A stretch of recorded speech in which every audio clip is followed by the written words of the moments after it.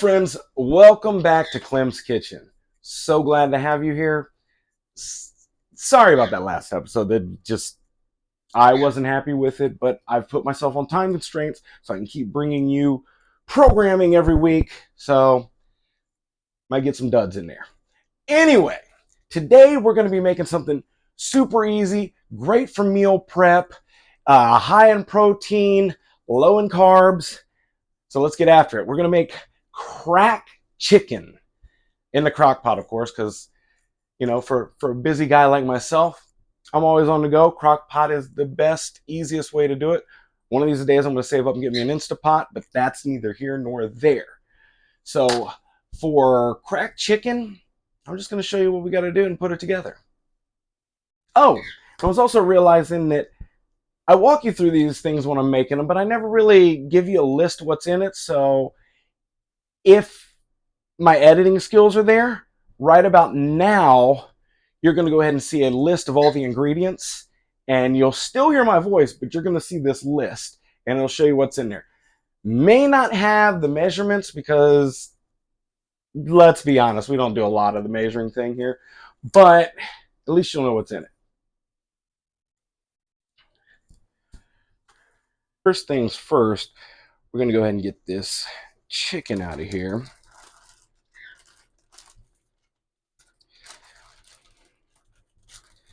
And this is about 2 pounds of chicken. Believe me, I weighed it for sure. That happened.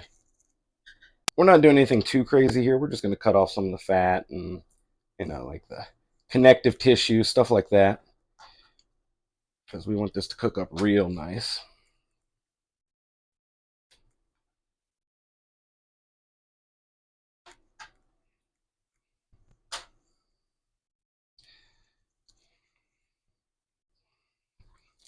All right, got that in there. Least favorite part of this, we're going to take 2 8-ounce packs of cream cheese, the world's hardest cheese to cut. Well, I mean, it's easy to cut, but hard to deal with while you're cutting it, I guess.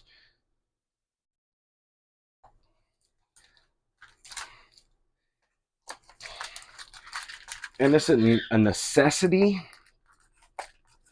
but it does help it cook and mix in easier and everything a little quicker.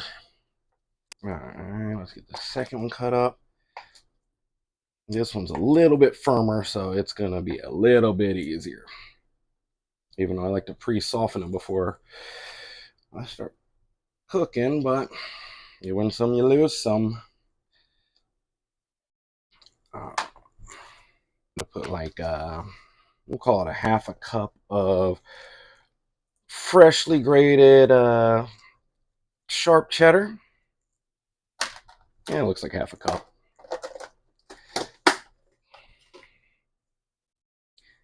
All right, now we're gonna put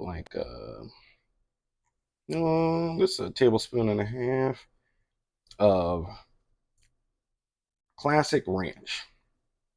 Yeah, let's put a little bit more.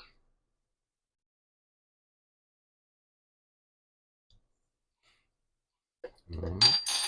And then to top it off, seasoning wise, we're gonna put a little cayenne pepper, because who doesn't like a little bit of spice in their life? Just happen to have a little bit of diced onions left over from tacos the other night, so we're gonna go ahead and throw those in there too. That's the thing I love about food like this. You just kind of you get a flavor for it, and you know what you're looking for. But anyway, now that we've done all that, let's go ahead and throw the lid on this bad boy. We're gonna set this for low, and I'll see you guys in like 6 hours. 6.5 hours later. All right, it's been about 6 hours. It's time to get in here and do some shredding.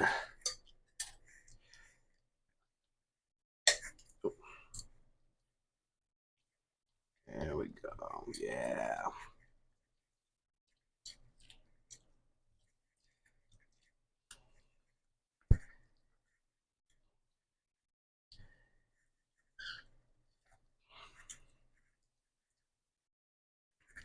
And I'm not going to make you sit through me shredding this whole thing, but I'll bring you back for the next step.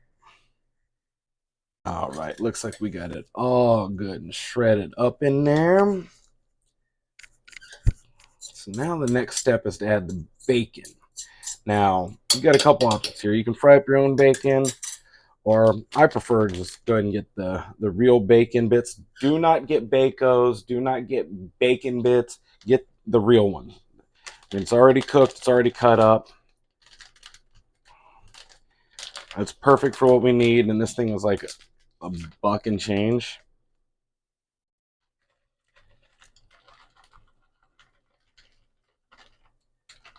And somewhere in there, I think there's... I guess not. I thought there was a little one of those do not eat packets in there. All right. I'm going to take this. We're going to stir it in there real good.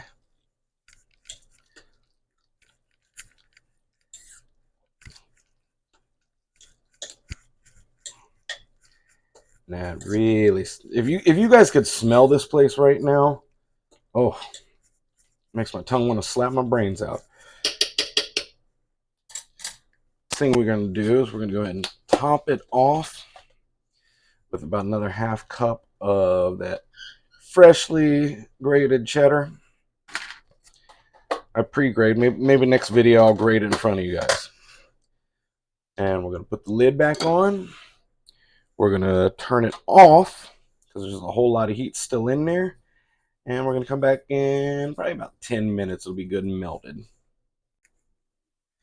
Well, that looks like it's just about it. So all that's left is the taste test. The cheese is good and melty. Now, I did make this to do some meal prep, so I'm going to end up making them into wraps, throw them in the freezer, and then I'll have them ready for work all week. But for now, we've still just got to taste it. So we're going to get a little chicken crack on the spoon with good cheese.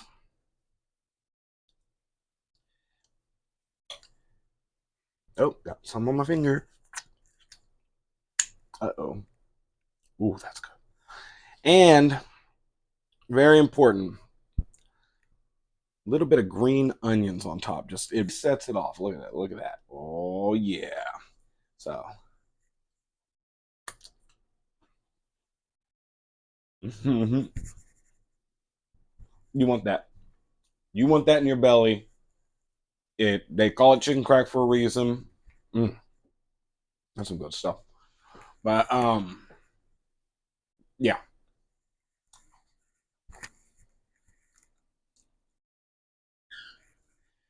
All right, I may or may not have had to get a few more bites, but I'm back.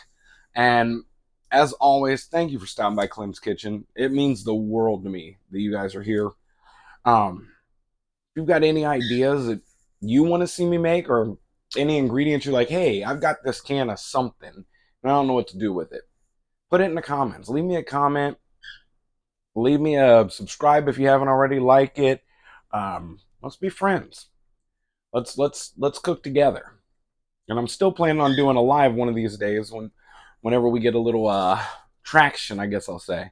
So anyway, love you guys. I'll miss you guys till next week, and hope you have a great day.